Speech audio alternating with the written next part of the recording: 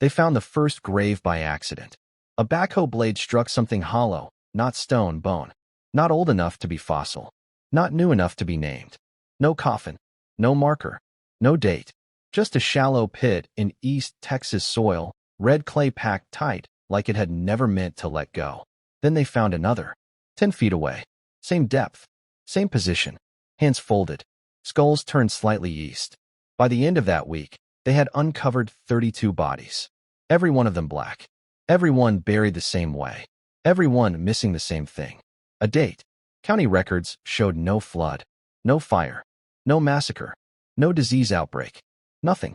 Yet the soil told a different story. The ground remembered something the town had forgotten. And the deeper they dug, the clearer it became.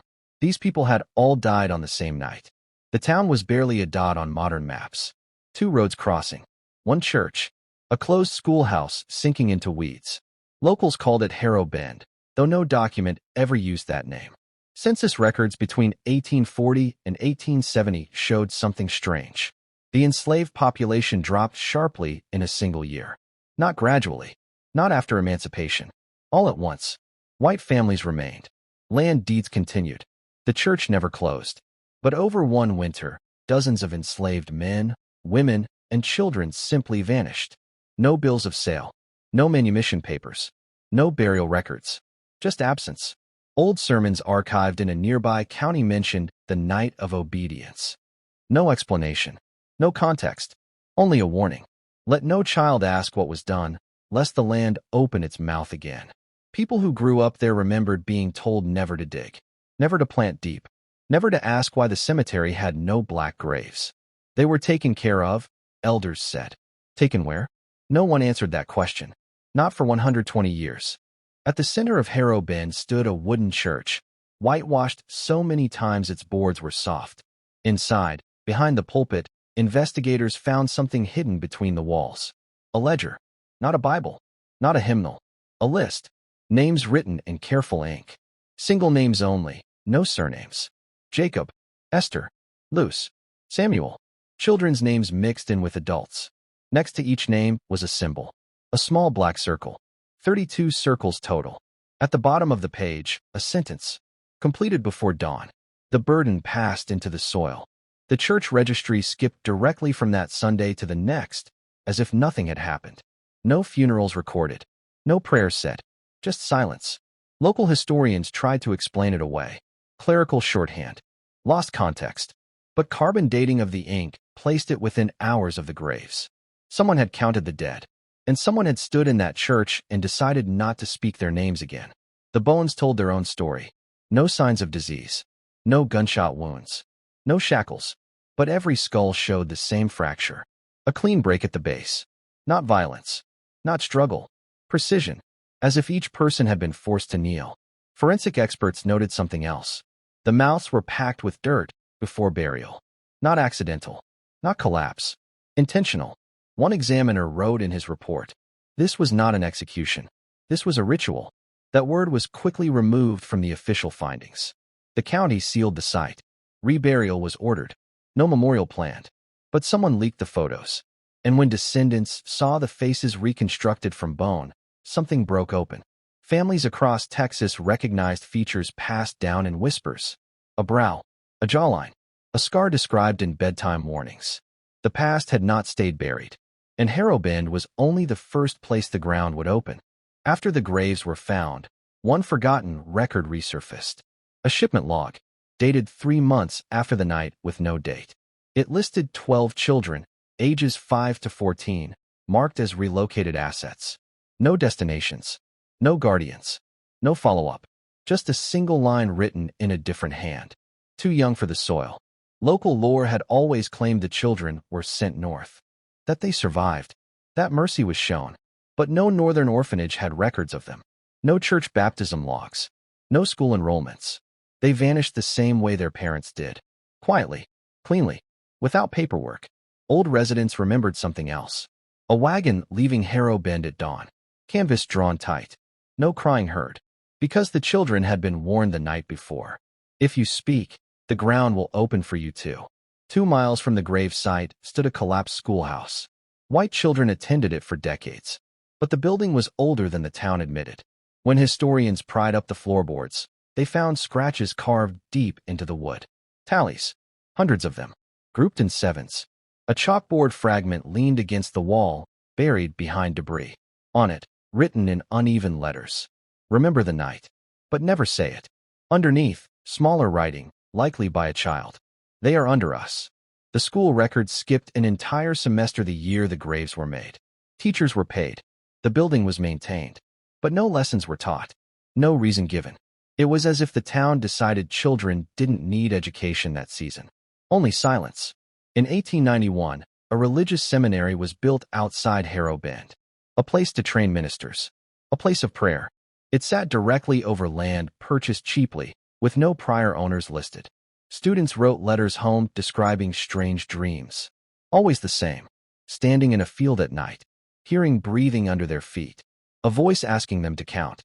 One student refused to continue his studies. He wrote, "God is not here. Something else is." The seminary burned down in 1912. Official cause, faulty lantern. But witnesses claimed the fire started underground. Flames pushing up through the soil. After the fire, nothing was rebuilt. The land was declared unsuitable. No explanation. The second discovery happened 70 miles away. Different county, different town. Same graves, same position, same broken skulls, same mouths filled with dirt. 32 bodies. Carbon dating placed them within the same 12-hour window as Harrow Bend. Different people, same night, and buried near them. A rusted church bell, cracked clean down the middle. Church records showed the bell had been removed to prevent confusion. Confusion about what? A minister's diary finally answered that. If the bell rings, the soil listens. We learned that once. We will not let it happen again. That was the moment investigators realized this was not one town's secret. It was a system, a pattern, a coordinated silence stretching across Texas. And whatever happened that night, it was planned. 32. That was the number at Harrow Bend. 32 again at the second site. When researchers searched further, they found it repeated. Always 32. Never 31. Never 33. Different towns. Different years of burial discovery. Same count. A mathematician reviewing the records noticed something chilling. 32 was not random. It was 4 groups of 8. In old church doctrine from the early 1800s, 8 represented completion. 4 represented containment. Together, they symbolized a closed burden. Something finished. Something sealed. This was not mass death. It was accounting. Gravestones were never carved. Records were never dated. And when dates did appear in letters or sermons, they were later scratched out. Why? Because dates anchor memory. A date lets future generations say, "This happened once." But the people of Harrow Bend believed something else. That the night could happen again. If named. If remembered clearly. If given a place and time. So they erased it. Not to forget, but to prevent recurrence. One surviving letter from a church elder said it plainly. "Time is a door. We removed the hinge." In 1934, a woman named Ruth Holloway broke the rule. Her grandmother had been enslaved in Harrow Bend. On her deathbed, the old woman whispered a date. Ruth wrote it down. She spoke it aloud at a church gathering, demanding answers. The room went silent. An elder stood up and said only, "You should not have opened your mouth." That night, Ruth's house collapsed. Not burned. Not struck. Collapsed. The ground beneath it caved inward. Her body was never recovered. The town ruled it a sinkhole. But the sinkhole was perfectly shaped, like a grave that had decided to rise.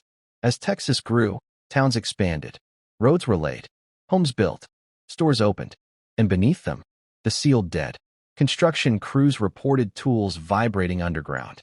Workers felt heat with no fire. One foreman quit after hearing voices counting from beneath the concrete. 8, 16, 24, 32. Always stopping there. Always waiting. And always silent again. The towns prospered, but never peacefully. High suicide rates. Recurring church fires. Children with the same night terrors. Standing in fields. Hearing breathing below. And a voice asking them to count. It took decades before anyone noticed the pattern. Not in the graves. Not in the bodies. In the churches. A graduate student studying rural Texas architecture overlaid old church locations on a map. When she connected them, her hands started shaking. The churches formed a shape. Not a cross. Not a star. A closed loop. Each church sat at equal distance from the next, enclosing a massive stretch of land. Inside the loop, every grave site, every sinkhole, every fire that started underground.